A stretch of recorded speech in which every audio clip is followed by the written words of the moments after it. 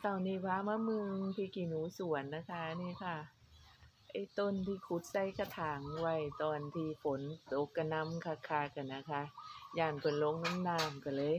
ขุดใส่กระถางไว้นี่ค่ะกำลังออกหน่วยใหม่ดกอยู่เด้ค่ะเพื่อนๆนี่ค่ะกำลังหน่วยหลายอยู่เพิ่นกำลังฟื้นโตค่ะนี่ใบกำลังโปร่งใหม่